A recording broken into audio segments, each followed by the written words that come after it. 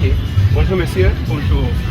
Oui, toi, ce sont les poules locales du nouveau cinquantenaire et elles gardent chacune 50 poussins. Et je dis, l'ancien cinquantenaire avait appauvri tout le système. Les poules n'ont pas échappé à ça. Les poules autrefois pondaient jusqu'à 20 œufs. Au bout du cinquantenaire, elles ne pondent que 8. Elles gardaient 20 poussins. Et au bout de ce cinquantenaire, vous les voyez dans les villages traîner avec 2 ou 3 poussins. Coupé. C'est notre proposition pour le nouveau cinquantenaire. Le nouveau cinquantenaire où chaque paysan pourra produire mieux. Et je crois que si chaque paysan pouvait faire comme ça, si on avait fait ça au village, si on avait élevé les poules comme ça au village, la pauvreté ne se serait pas installée. Coupé. Alors bonjour monsieur, présentez-vous. Bonjour, on m'appelle Michel Babadjide, je suis médecin vétérinaire, petit fermier à Lokossa. Et voilà un médecin vétérinaire qu'on retrouve à la fois du cinquantenaire, Ouais. mais avec des poussins et des poules. Oui. Comment cela se trouve? Au fait,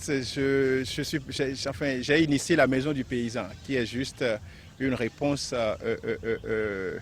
pour que le village reprenne vie. Et c'est 700 mètres carrés simplement, et sur ça on élève poulets, pintades, dindons, cabris, porcs, au la côte, pigeons, lapins.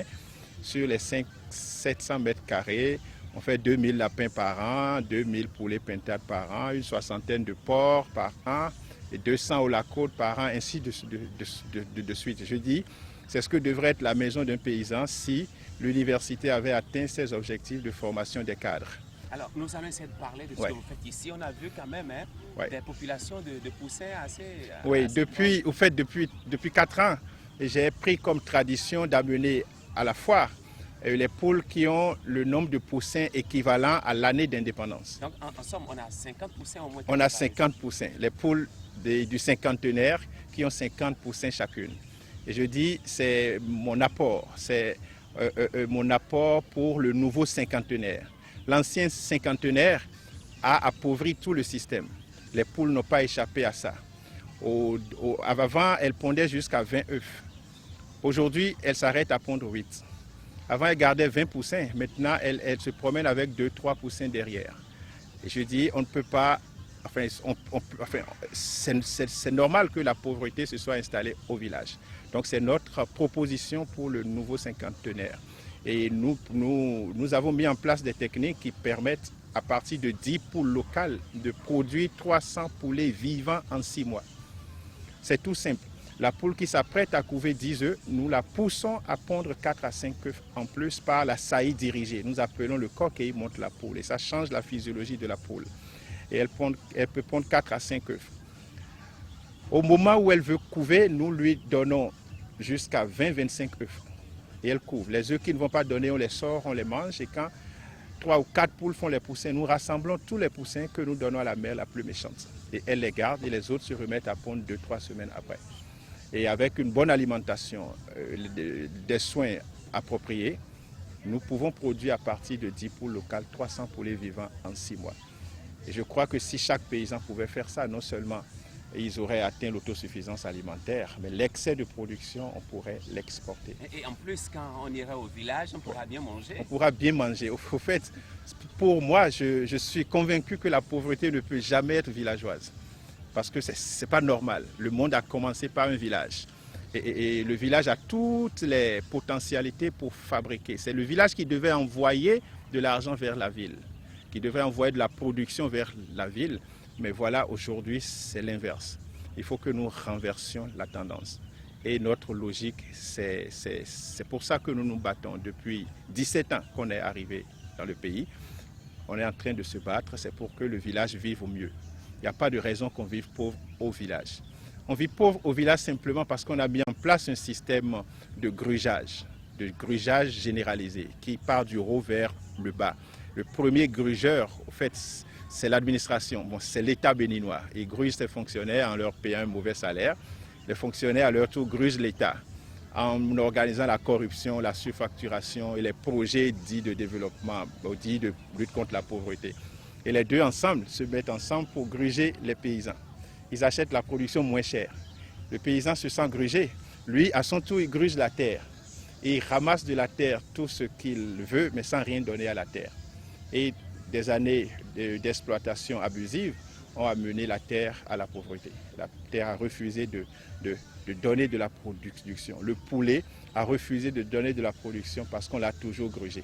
On lui a tout pris sans rien lui donner. Et c'est ça le vrai problème. Le vrai diagnostic est là. Tant qu'on ne va pas redonner à la terre ce qu'on lui a volé, tant qu'on ne va pas redonner aux poulets ce qu'on leur a volé, ils ne peuvent jamais se développer comme ça.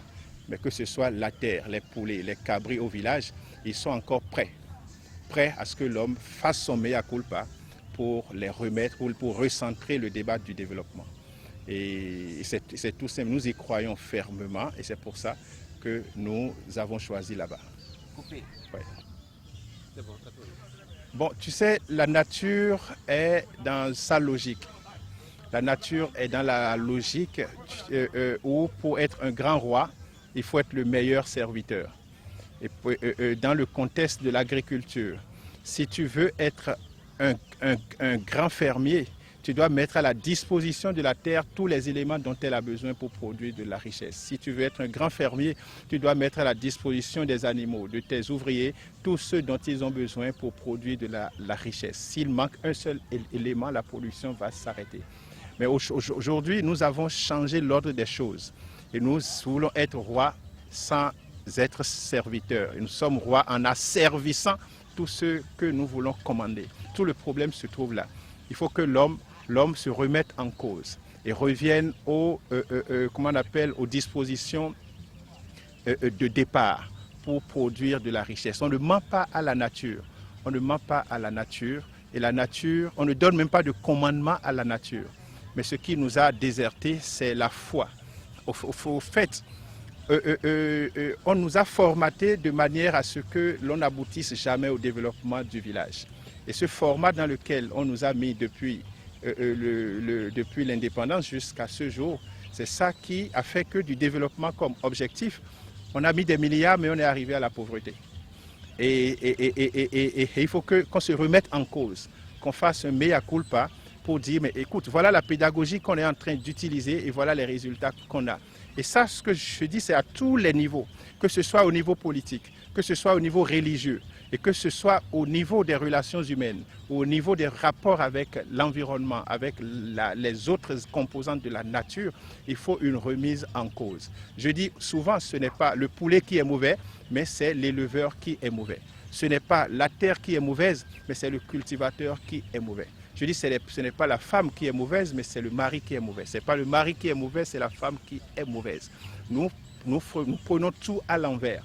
On nous a, par exemple, l'université a refusé qu'on élève toutes les races ensemble, toutes les espèces ensemble, parce qu'elle est dans la logique de l'industrialisation et de la modernisation. Mais le village n'est pas dans cette logique-là. Le village est dans la logique du village, où tout est élevé ensemble depuis des siècles. On n'a jamais séparé les races. Et dire maintenant qu'on ne peut pas les élever ensemble, c'est pas possible. Et c'est ce que moi je tente de faire. C'est ce que je tente de faire. Merci. Merci beaucoup et merci, longue vie à Canal 3. Je vous remercie.